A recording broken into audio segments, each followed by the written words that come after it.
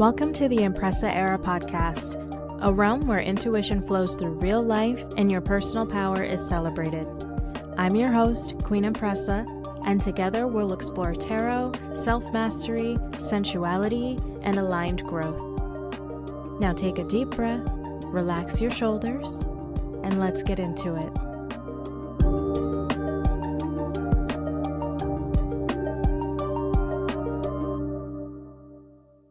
Hello, baddies, and welcome back to the Empressa Era podcast. As always, I'm your host, Queen Empressa, and before we go any further today, I want you to slow down your body with me. Not because you're behind, or because you need fixing, that's not what this is about. This conversation today lands a little bit differently when you're present with it, and I mean truly, truly present. So please take a breath with me. Let your shoulders drop. Unclench your jaw if you notice it's too tight. And remind yourself you do not need to brace yourself here. Now today, this episode is intimate. It's reflective and it's very honest. Last episode, we talked about the magic within you. The awareness, the intuition, the sensitivity that lets you feel more deeply, notice things more quickly, and understand things without needing them to be spelled out. And for many of you, that episode felt very affirming. It probably felt like recognition, like finally someone sees you and someone finally has the language for something you've always known about yourself. And that's great. That's what I really want to be here for, is to make you feel seen and to make you feel heard and appreciated and loved just the way that you are. But after conversations like that, something else tends to surface. It's usually a quieter question, and we often just push it to the side because life has other plans and there are other things we need to do, right? But there's always a question that comes into the back of your head after you feel recognized and after you feel seen, after you feel like, wow, someone really views me as powerful, and I am powerful. But if I'm so powerful, why am I so tired? If I'm so aware, why do I still feel overwhelmed?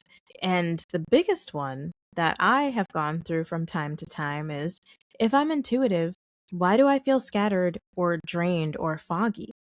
Those questions are why this episode exists. Because power does not automatically mean protection. And we covered this in the last episode as well. Awareness doesn't automatically mean containment, right? And magic, when you leave magic uncontained, when you leave it to just go everywhere, it's going to leak, and it's going to leak away from you. And nobody really talks about this part. No one talks about the part where being sensitive, intuitive, emotionally intelligent, and spiritually aware actually makes you so much more vulnerable if you don't understand how your energy works, how it moves, how it communicates, and just how it ebbs and flows through everyday life. People will tell you all up and down every day how strong you are, how intuitive you are, but they don't understand what comes with that. So today, and only today, most days I am going to hype you up. But right now, we're not here to affirm your identity or to be the hype train. Today, we are looking for patterns. We are going to pull back the curtain on where your power might be bleeding out without you realizing it. So, welcome to Shadow Work. Now, this is not about shame at all. This is about clarity. Let me start with something that I see constantly on powerful people, or being the strong one without choosing to be. Maybe you've been this person for as long as you can remember, the one who keeps it together, the one who always listens, the one people come to when they're falling apart, the one who gives advice and reassurance and grounding, and the one who handles things so well and so gracefully, and they're just so strong. And that's all anyone ever describes you as. Maybe no one ever asked if you wanted that role. It was just assigned to you because you were capable of it. This is one of the most common energy leaks that I see, because when you are the strong one by default, you end up holding space for everybody else while quietly, and sometimes not so quietly, abandoning yourself. You become that container for emotions that are not yours. You become the regulator for other people's nervous systems. And over time, that starts to feel very heavy. You're exhausted in ways that sleep can't even fix. And I know we've all been there where you notice that certain conversations completely drain you by the end of it. And it's not because of anything dramatic happening, but it's because you were present and you listened deeply, because you absorbed their energy. That is emotional labor. And emotional labor without consent is a leak, just to keep that in mind. Another leak that I see that shows up pretty often is guilt-based availability. So this is, when you respond, not necessarily because you want to, but you feel bad if you don't. You answer the call because you know people are going through things. You stay longer than your body wants to because you don't want to be rude when you're out. You say yes because saying no feels uncomfortable. And maybe you tell yourself, it's kindness or compassion. But let's be honest. If your peace depends on everyone else being okay, your power is not actually yours. You're giving it all away to everyone else. And that doesn't necessarily mean you don't care. It means you've been taught that caring requires self-sacrifice. And that is one of the biggest beliefs that will drain your energy and drain your power. So I want you to notice something. With guilt-based communication, it almost always overrides the body because your body's saying no in so many different ways, but your mouth says yes. Your energy already pulls back and already feels like you're on pins and needles during whatever situation this may be, but your behavior leans forward. So that internal conflict alone creates exhaustion. Another subtle leak of your magic and your power is over-explaining. And this truly hides behind the idea of being polite, right? So you set a boundary, but then you soften it. You make a decision and then you justify it because you feel like you have to. You say no, and then you add a paragraph so no one feels bad. Over-explaining is often a sign that you don't trust your own authority. It's truly the habit of trying to manage other people's reactions instead of standing up for your choice. And every time that you do that, you teach your nervous system that your needs are negotiable. And I believe in the last episode, we were talking about self-love and how your needs are not negotiable, okay? Non-negotiable. Your clarity does not require approval. That's going to create a very big leak in your energy and your magic. But if you add in those boundaries here, people will understand when enough is enough. So now we'll talk about something else that I feel like hits spiritually inclined people super hard, including myself. And it's all about spiritual overextension. So this happens when spirituality becomes another performance or like an identity you feel pressure to maintain. When I first started my tarot business, we'll go back to 2019. When I first opened my tarot business, I truly felt like I had to look a certain way. I had to talk a certain way. There were things that I could not discuss. There were things that were just very taboo at the time that I felt like I couldn't do because of the identity that I was trying to create, not realizing that I was pushing myself further and further back away from a successful business because I was not being myself. And I learned over time, especially in events, being in front of people and reading cards for them, people are going to perceive you whichever way they want to perceive you. And it's not up to you to control that. It's not even within our control. We can't control how other people perceive us. What we can do is try to be the most authentic version of ourselves. And whoever fucks with that is going to fuck with that. Okay? And the people that don't are not people that you need around you anyways. So over time, I started to chisel in on my business and what I wanted to do and how I wanted to be because I wanted to be authentically me. I did not want to feel chained into this business. I didn't want to feel like I was putting on a performance. I didn't want to feel like I always had to be this healed version of myself or always be grounded or always evolve with changes and always understand, right? It's just not feasible as a human being to always be on 100. And that's where I think a lot of social media gets us messed up, because we're constantly consuming all of this content about the necessities of being healed and evolved and understanding. And that for some reason, if we aren't, there's something wrong, or there's something that we need to work on. And I feel like a lot of social media also turns every emotion into some sort of lesson, you know? But I don't think that's the case. I think that just creates awareness without rest. And that becomes self surveillance. So you're constantly watching how you speak, constantly watching how you present yourself and how you let the world see you. And I'm not saying there's anything wrong with wanting to be perceived a certain way. I don't see anything wrong with that whatsoever. But I do think that us as humans would have an easier time being ourselves and letting the people that rock with that come and hang out in our community. You are allowed to be aware and still be human. You're allowed to have your intuitive moments and still need rest. And you're allowed to know better and still fuck up sometimes. Your magic and your power does not require constant processing.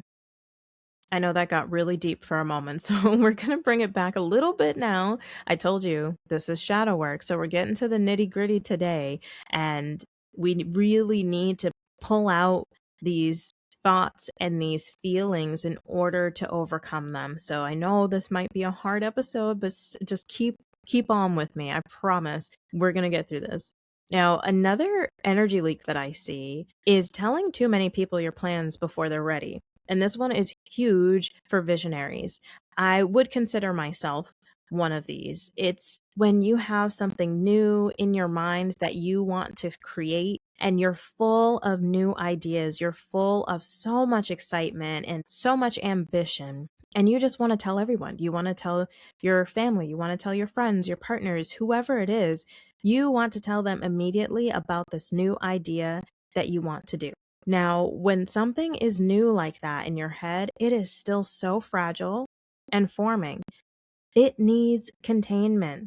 It needs quiet. It needs protection. Okay. Your ideas are for you. And every time you share a bit too early, you invite negativity in, you invite opinions, projections, doubts. And even sometimes, I think I mentioned this in my last episode, that encouragement carries energy too. So what you once thought felt super exciting starts to feel very heavy, because all of those negative opinions have come in. So not everything needs an audience, okay? Some things need some incubation. You think about all of the celebrities out there who are actors, actresses, and singers, musicians. They do not tell you every step that they're taking in their career. They will release it when they're ready, and then you'll get to celebrate with them after it is completed. Now, don't quote me on this, because I don't have all the sources for every super celebrity or actress, whatever, in the industry or that has been in the industry. But my take on it is most people do not announce anything until they're ready to go with it. I think it may be different with tours, you know, where there's a lot of planning involved. I do think that most things are planned out before anything is announced, before those tickets are available. Most of the legwork in planning and technicalities is already solid. All of the contracts are solid with all of the venues, right?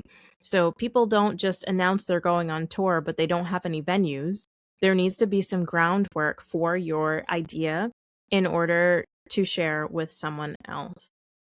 Now, the last thing that I wanted to talk about today, and if you're still rocking with me, I really appreciate you, because we've gone through a lot today, but it's just so that we can get out on the other side next week, so that we can get into something really fun that I have planned.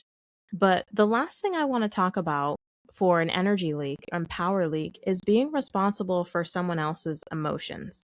You feel like it's your job to keep things smooth and to prevent discomfort, to fix misunderstandings before they escalate, and to make sure everyone feels okay. When you carry the responsibility for how others feel, turn you lose access to how you feel, and that is the biggest leak. When you're taking on the responsibility of making sure someone else is okay, you put yourself to the sidelines. Who is taking care of you? You're too busy looking after someone else, but you're not even looking after yourself anymore. Where did you go? And, here's the thing. These leaks don't mean you're doing something wrong, right? We care about these people that we do try to help with their emotions. We care deeply, and that's why we try to do it. But there is always a need for boundaries when it comes to being involved with anyone emotionally. So, just a reminder for everyone listening, magic and power without structure spills. And this episode is not here to tell you to isolate or to cut people off.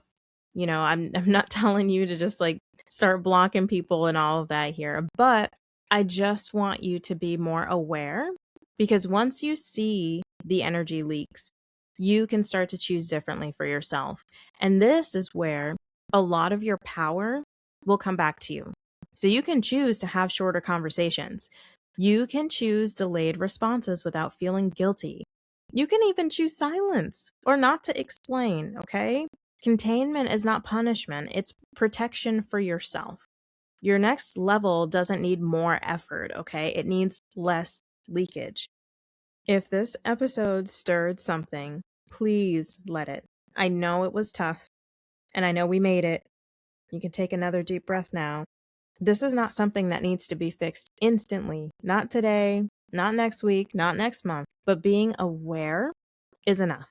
And if you're like me and you're in a season of learning how to pull your energy back, how to stabilize your power, and stop giving yourself away unconsciously, that is the work that we do together here and inside my school community.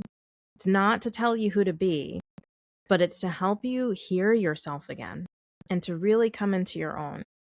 Thank you so much for sitting with me in this conversation, even if it was uncomfortable.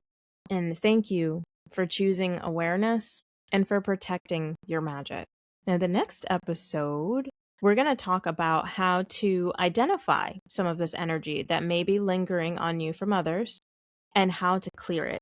And I'm very excited to share some spells and tips and tricks on how to clear that energy out, how to do cord cuttings, and some other little things that I have up my Empressa sleeve. But until then, slow down, pull your energy back, and remember, your power was never meant to be available to absolutely everyone. Bye bye, lovelies.